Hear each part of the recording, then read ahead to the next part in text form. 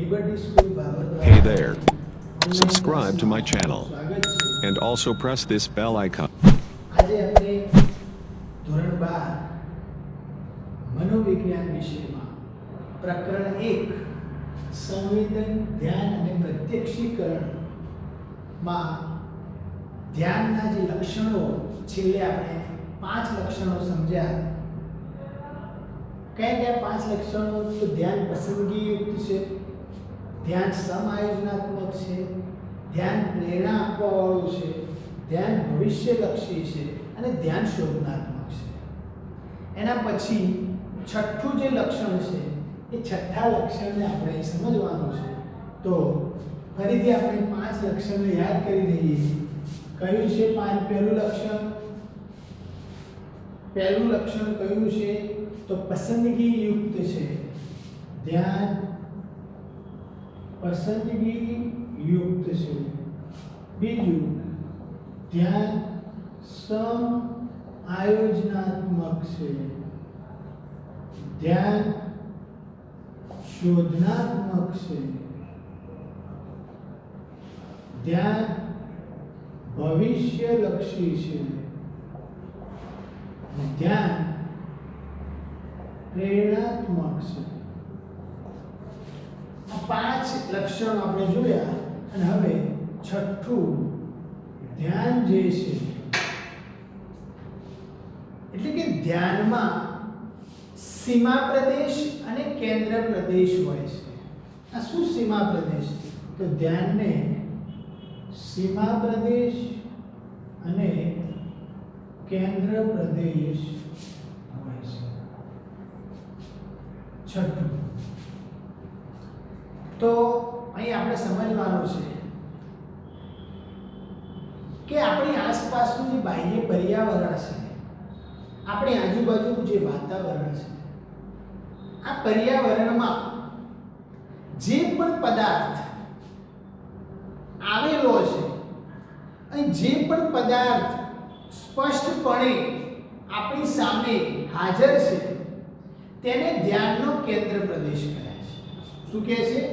કે આપણી આજુબાજુનું જે પર્યાવરણ છે, આ પર્યાવરણમાં જે પદાર્થ આપણી ચેતનામાં, આપણા મગજમાં, આપણા મનમાં, આપણી આત્મામાં જે સ્પષ્ટપણે હાજર હોય છે તેને ધ્યાનનો કેન્દ્ર પ્રદેશ કહે છે. અને જે પદાર્થો આપણી ચેતનામાં એટલે કે મનમાં, આત્મામાં સ્પષ્ટ રીતે હાજર ન હોય તેને ધ્યાનનો સીમા પ્રદેશ કહે છે. તો વિદ્યાર્થી મિત્રો, તમને સવાલ થાય કે એવું કેવી રીતે આપણે આ ઉદાહરણને સમજી શકીએ? તો આપણે ઉદાહરણ તમારી બુકમાં આપ્યું છે એ પ્રમાણે આપણે સમજીએ કે આપણી ચેતનામાં હાજર હોય, મતલબ કે જેમાં આપણું મન છે, જેને આપણે જોઈએ છે, એ આપણને જે લાગે છે એ આપણો કેન્દ્ર પ્રદેશ છે. અને જે હાજર નથી આપણી ચેતનામાં સ્પષ્ટ રીતે, એ આપણો સીમા પ્રદેશ, બોર્ડર છે. દાખલા તરીકે અંધારાના ઓરડામાં એટલે કે ઓરડું જે હોય, કોળિયું જે હોય, એના અંદર એક સળગતી મીણબત્તી તમને દેખાય છે આખા રૂમમાં. હવે આખા રૂમમાં તમે જ્યારે જો, એ ઓરડામાં જો, એ કોળિયામાં જો, ત્યારે તમને એ મીણબત્તી જ દેખાય છે. તમને બાકીના આજુબાજુનું કશું જ દેખાતું નથી. તમારું મગજ જે છે, તમારું મન જે છે, તમારું ધ્યાન જે છે ફક્ત મીણબત્તી ઉપર જાય છે. તો શું આજુબાજુ બીજું નથી? આજુબાજુ ઘણી બધા પરિબળો છે. આજુબાજુ ઘણી બધી વસ્તુ પડી છે. કબોર્ડ હશે, બેડ હશે, વાસણો હશે, ઘણું બધું ઓરડામાં હોઈ શકે. કોઈ પણ વસ્તુ હોય, પણ છતાં તમે જેવા ઓરડામાં એન્ટર થાઓ અને અંધારામાં એ મીણબત્તી ઝળકતી હોય ત્યારે તમારું કેન્દ્ર, મગજ ક્યાં જાય છે? એ મીણબત્તીમાં જાય છે. તો એ મીણબત્તી કેન્દ્ર પ્રદેશ છે. અને જે કોળિયું કે જેમાં મીણબત્તી છે, એ કોળિયાને આપણે સીમા પ્રદેશ તરીકે આપી શકીએ. એવી જ રીતે બીજું ઉદાહરણ છે કે જ્યારે કોઈ રેડિયો ઉપર જે ભજન વાગતા હોય છે, આમાં ગાયકનો અવાજ જે છે, મતલબ જે ગાયક પ્રદેશ છે અને એની સાથે જે લય બાકીના મ્યુઝિક જે છે એ સંગીત જે છે એમાં આજુબાજુ જે ખંજરી વાગે છે, ઢોલ વાગે છે, આ જે આજુબાજુના વાજિંત્રો દ્વારા જે અવાજ આવે છે એ કયો છે? સીમા પ્રદેશ. અને તમે જુઓ કે તમે કોઈ ગીત સાંભળો છો અગર ધ્યાનથી તો તમે વાજિંત્રોને નહીં સાંભળવા માંગતા, તમે એ શું કહેવા માંગે છે, ગાયક શું ગાય છે એને સાંભળો. એનો મતલબ તમારા ચેતનામાં સ્પષ્ટ રીતે ગાયકનો અવાજ હાજર છે એટલે એ કેન્દ્ર પ્રદેશ છે. અને જે આજુબાજુને તમે ધ્યાન લેતા નથી એ કયો છે? સીમા પ્રદેશ. તો આપણે બે ઉદાહરણ સમજ્યા કે ઓરડું અંધારું હોય તો કોડિયુંમાં મીણબત્તી હોય તો મીણબત્તી કેન્દ્ર પ્રદેશ, એ કોડિયું જે છે એ સીમા પ્રદેશ. અને આ કહ્યું કે આ જે ઉદાહરણ છે સંગીતનું, એમાં જે ગાયક છે, સિંગર છે એ કેન્દ્ર પ્રદેશ છે અને આજુબાજુના જે વાજિંત્રોનો અવાજ આવે છે, મ્યુઝિક જે છે એ કેવું છે? સીમા પ્રદેશ છે. તો ક્યારેક આ કેન્દ્ર પ્રદેશ અને સીમા પ્રદેશ સતત બદલાતા પણ જોવા મળે છે. એનો મતલબ કે ઉપર તમે કોડિયા ઉપર ધ્યાન આપો, મીણબત્તી પર ના આપો તો કેન્દ્ર પ્રદેશ કોડિયું થયું, સીમા પ્રદેશ મીણબત્તી થયું. તમે જો મ્યુઝિકના સંગીતના લયને સાંભળવા માંગો છો, એ સંગીતના મ્યુઝિક એની મેલોડી કેવી છે એને જો સાંભળવા માંગો છો અને અવાજ ઉપર ભાર નહીં આપતા, ગાયક ઉપર ભાર નહીં આપતા, તો એ સમયે એ સંગીત કેન્દ્ર પ્રદેશ છે અને ગાયકનો અવાજ સીમા પ્રદેશ છે. જો આને સમજવું હોય તો તમારી બુકમાં આકૃતિ આપી છે રૂબિનના કપની આકૃતિ. હવે રૂબિનના કપની આકૃતિ જે તમારી બુકમાં આપી છે એમાં બે બાજુ બે ચહેરા બનેલા છે. તમે જોઈ શકો છો કે આના અંદર આ જે રૂબીનો કપની આકૃતિમાં તમે જોઈ શકો છો કે બે ચહેરા જે કાળા રંગના છે. દેખાય છે?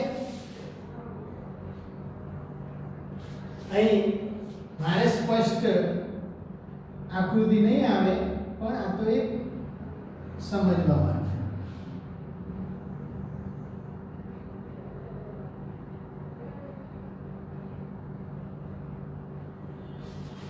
આવી રીતે બે ચહેરા આપેલા છે અને બે ચહેરા તમે ધ્યાનથી જુઓ તો તમારું ધ્યાન તરફ આ જે કાળા રંગના ચહેરા છે એના પ્રત્યે ધ્યાન જાય છે. તો તમે એવું વિચારો છો કે બે ચહેરા છે, આ આકૃતિમાં બે ચહેરા છે, તો તમારું જે મન છે, તમારી ચેતના જે થઈ એ આ ચહેરા ઉપર ધ્યાન કેન્દ્રિત કરે છે. તો એ બે ચહેરા કેન્દ્ર પ્રદેશ થયા અને આજુબાજુનો બાકીનો જે વિસ્તાર છે એ સીમા પ્રદેશ થયો. પણ તમે એવું વિચારો કે આ સફેદ દીવડી ઉપર આકૃતિને ધ્યાનમાં જુઓ તો ત્યારે તમારા મનમાં એક અલગ આકૃતિ સ્પષ્ટ થશે, કારણ કે તમે આ ચહેરાને ના ધ્યાન રાખો અને આ વચ્ચેના ભાગને નિહાળો. શું? તો સફેદ દીવડી આકારની આકૃતિ ઉપર આપણું ધ્યાન જાય છે. આ સફેદ દીવડી આકારની આકૃતિ આમાં સ્પષ્ટ નહીં દેખાય પણ તમારી બુકમાં લાગશે કે જ્યાં આપણે ઘીના રૂ મૂકીએ છીએ અને આપણે મંદિરમાં એ દીવડી જે સળગાવીએ છીએ એ દીવડી જેવું તમારી સામે ચિત્ર રજૂ થાય છે. તો એ સમયે ચહેરાને ધ્યાનમાં ના લેતા એ જે દીવડી જેવી આકૃતિ જાય છે, આ જે આકૃતિમાં શું જોવા મળ્યું? વ્યુત્ક્રાત્મિક અને પશ્ચાત ભૂમિકા વચ્ચે સ્પષ્ટ ભેદ પાડી શકાતો નથી, કારણ કે આ આકૃતિ ક્યારેક પશ્ચાત ભૂમિકા અને પશ્ચત ભૂમિકા ક્યારેક આકૃતિ બની જાય છે. એનો મતલબ કે આ અમુક વાર આકૃતિ બની જાય, આ સાઈડ બની જાય, અમુક વાર આ આકૃતિ બની જાય, આ સાઈડ થઈ જાય. તો આ કેન્દ્ર પ્રદેશ હોય તો આ બંને સીમા પ્રદેશ થાય અને જો આને કેન્દ્ર પ્રદેશ માનો તો આ શું? સીમા પ્રદેશ થઈ જાય. તો વિદ્યાર્થી મિત્રો સમજી શકો છો કે ધ્યાનમાં જ્યાં ચેતનામાં સ્પષ્ટ હાજરી હોય એ કેન્દ્ર પ્રદેશ અને જેમાં હાજરી ના હોય એ સીમા પ્રદેશ. તો આ છે છઠ્ઠું લક્ષણ. હવે આપણે સાતમા લક્ષણ તરફ જઈએ. સાતમું લક્ષણ છેલ્લું ધ્યાન ચંચળ છે. ધ્યાન કેવું છે? ચંચળ છે. આપણે માનીએ છીએ ધ્યાન ભટકતું રહે છે, તરત જ ધ્યાનમાં સ્થિરતા નહીં હોતી. ધ્યાન એક જગ્યાએ સ્થિર નહીં થતું, એટલે જ એને ચંચળ કહેવામાં આવે છે. કારણ કે ધ્યાન વારંવાર અલગ અલગ વસ્તુ તરફ આકર્ષાય છે, બદલાતું રહે છે, અને બદલાવાના કારણે સૌથી મહત્વનું લક્ષણ છે કે ધ્યાન કેવું છે? ચંચળ છે. તો આ ધ્યાનની જે અસ્થિરતા છે, જે સ્થિરતા નથી રહેતી, આ અસ્થિર ધ્યાનનું વિચલન કહેવામાં આવે છે. બદલાઈ જાય છે, ફરી જાય છે. આજે આ વસ્તુ પર ધ્યાન છે, થોડા સમય પછી અલગ વસ્તુ પર. અમુક લોકોની, મોટા ભાગે લોકોની આદત હોય અલગ અલગ વસ્તુ પર પોતાનું આકર્ષણ થાય. એ ઉદાહરણ તરીકે મોબાઈલ. તમે સારો મોબાઈલ લાવો, જ્યારે ખરીદવા જાવ ત્યારે ઘણા બધા મોબાઈલ પડ્યા ને, એટલે તમને આકર્ષણનું કેન્દ્ર બને, તમને ગમે છે, તો તમે સ્થિર થઈને એ સમય ખરીદી લો છો. ખાલી 10 જ દિવસ જાય અને તમારો મિત્ર એના કરતાં મોંઘો હાઈ-ફાઈ ફેસિલિટી વાળો મોબાઈલ લઈને આવે, ત્યારે તરત જ તમારું જે મન જે છે, તમારું ધ્યાન જે છે, એ વિચલન પામે છે, અને તમને એ જે ફ્રેન્ડ જે મોબાઈલ લાવ્યો છે એવા મોબાઈલ તરફ ધ્યાન જાય છે, એ લાવવાની ઈચ્છા થાય છે. તો ધ્યાન શું છે? વિચલન છે. તો વિદ્યાર્થી મિત્રો, અહીં આપણે કુલ ધ્યાનના 7 લક્ષણો સમજ્યા. હવે ધ્યાનના ઘટકોને આપણે સમજવાના છે. તો નેક્સ્ટ મુદ્દો છે ધ્યાનના ઘટકો.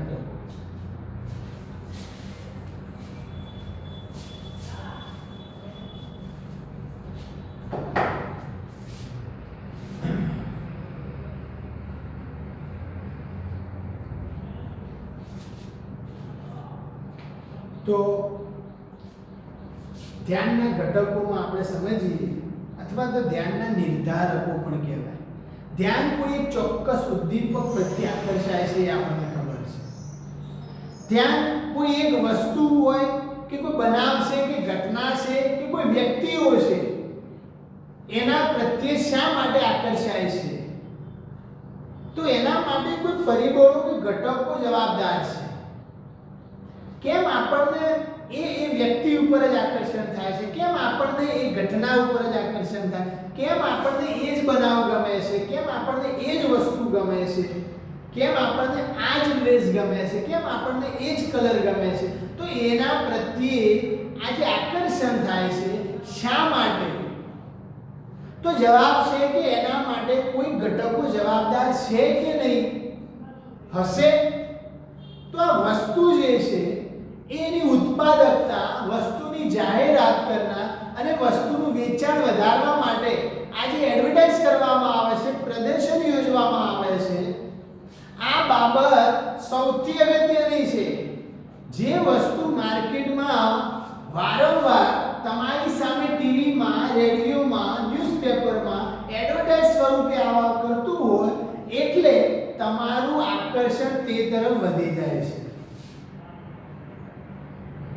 આજે કોઈ નવી ક્રીમ છે કે નવી કોઈ ફેસિલિટી છે, નવો મોબાઈલ છે, માર્કેટમાં આવે છે, જો એની એડવર્ટાઇઝ ના થાય, તમારા સુધી પહોંચે જ નહીં, અને એક વખત ખાલી બતાવી દે પૂરું થઈ જાય, એક જ વખત આવે કે આ મોબાઈલ આ રિલીઝ થયો છે, આ નવો મોબાઈલ છે, આ મોડેલ છે, આ ફેસિલિટી છે, અને પછી ક્યારે એનું ના આવે, તો એની જે ખરીદી થાય, અને એના કરતાં જ્યારે ટીવીમાં વારંવાર એની એડવર્ટાઇઝ આવે, એ લોકોના મગજમાં જબરજસ્તી રીતે તમારા મગજમાં તમારા ધ્યાન તરફ એ શું થાય છે?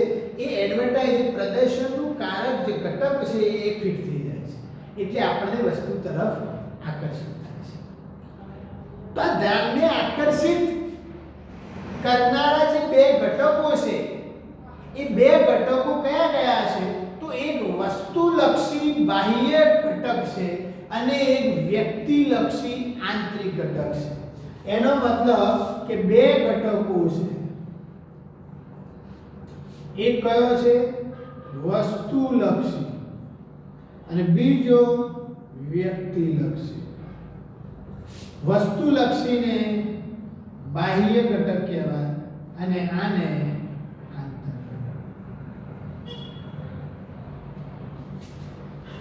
એટલે કે આંતરિક ઘટક. તો બાહ્ય ઘટકો અને આંતરિક ઘટકો.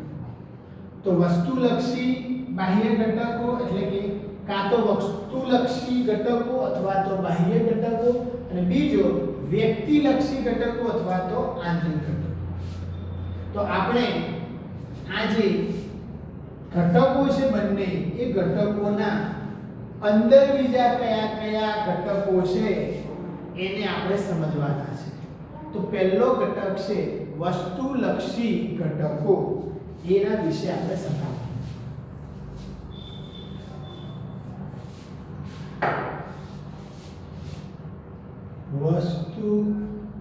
વસ્તુલક્ષી ઘટકો અથવા તો નિર્ધારક. આ વસ્તુલક્ષી જે ઘટક છે એ કેમ વસ્તુલક્ષી કીધું? મતલબ વસ્તુઓ પ્રત્યેનું આકર્ષણ, વસ્તુઓ સાથે સંકળાયેલ. સીધી વાત છે, કોઈ પણ વસ્તુ હોય કે પદાર્થ છે એના રંગ, કદ કે એના આકાર સાથે સંકળાયેલા ઘટકને કયું કહેશું? વસ્તુલક્ષી. હું છું પણ મારી પર્સનાલિટીને ના જોવામાં આવે અને ખાલી બહારથી કપડાનો રંગ, કયો રંગ પહેર્યો છે, કેવો દેખાય છે, બહારનો કલર ને રંગ ને આકાર જોવામાં આવે તો એ શું થયું? વસ્તુલક્ષી ઘટક થયું. એના લીધે પણ આકર્ષણ થાય છે, મતલબ ધ્યાન આ ઘટકના લીધે પણ થાય છે. આપણને કોઈ વસ્તુ અંદર કેવી છે એ નહીં જોતા, પણ એ વસ્તુ કેવી દેખાય છે એના ઉપરથી આપણું આકર્ષણ થાય છે. અને વ્યક્તિલક્ષીમાં આપણે આને આંતરિક બાબત નિહાળીએ છીએ કે આંતરિક બાબત કેવી છે, એના ફીચર્સ કેવા છે, એના અંદર શું શું ફેસિલિટી છે, એના તરફ આપણે આકર્ષાઈ જઈએ છીએ. બંને પરિસ્થિતિ આકર્ષાઈ જઈએ છીએ. તો અહીં વસ્તુલક્ષી એટલે શું? કોઈ પણ વસ્તુ કે પદાર્થના રંગ, આકાર, કદ સાથે સંકળાયેલા જે ઘટકો છે એને વસ્તુલક્ષી ઘટકો કહે છે. અને આ વસ્તુલક્ષી જે ઘટકો છે એમાં પહેલો ઘટક છે એક ઉદ્દીપકની તીવ્રતા. કયો? ઉદ્દીપકની તીવ્રતા. બીજો ઘટક છે એ ઉદ્દીપકનું કદ શું છે. ત્રીજો છે એ જે ઉદ્દીપક છે એની વિષમતા કેવી છે. ચોથો છે એ ઉદ્દીપકની ગતિશીલતા કેવી છે. પાંચમો છે એ ઉદ્દીપકમાં શું પરિવર્તન થાય છે. છઠ્ઠું છે એ ઉદ્દીપકના અંદર નવીનતા શું જોવા મળે છે. મતલબ જેના પ્રત્યે આપણને જે ઉદ્દીપકમાં નવીનતા શું છે, ગતિશીલતા શું છે, વિષમતા શું છે, કદ શું છે, તીવ્રતા શું છે, એના પ્રત્યે. સાતમો છે એ ઉદ્દીપકનું પુનરાવર્તન કેવું થાય છે. અને છેલ્લે આઠમું એ ઉદ્દીપકનો રંગ કેવો છે. તો વિદ્યાર્થી મિત્રો, તમે સમજી શકો છો કે વસ્તુલક્ષી એટલે આપણી સામે સામે ઘણો બધો આવે છે અને આપણને બહારથી વસ્તુ ગમે છે એટલે આપણે સિલેક્ટ કરીએ છીએ. બજારમાં કોઈ જગ્યાએ જઈએ અને કોઈ વસ્તુ છે, આપણા બાળક માટે કોઈ રમકડું છે તો આપણને બહારથી ગમે છે અને એને આપણે પસંદ કરીએ છીએ કે સારી વસ્તુ છે. એ બહારના લુકથી આપણે એના તરફ ધ્યાન જાય છે. કેટલી અને એની ક્વોલિટી નહીં હોતી, ક્વોન્ટિટી અથવા તો એનો લુક સારો હોય છે. અને કેટલીક બાબત એવી છે કે એની ક્વોલિટી, એની આંતરિક બાબત સારી હોય, બાહ્ય બાબત સારી ના હોય. તો કેટલાક લોકો એ જોતા હોય કારણ કે એમનું ધ્યાન તે તરફ આકર્ષાય છે. તો અહીં ધ્યાનના વસ્તુલક્ષી જે ઘટકો, 8 જે ઘટકો છે એ ઘટકોને આપણે હવે નેક્સ્ટ લેક્ચરમાં જોઈશું.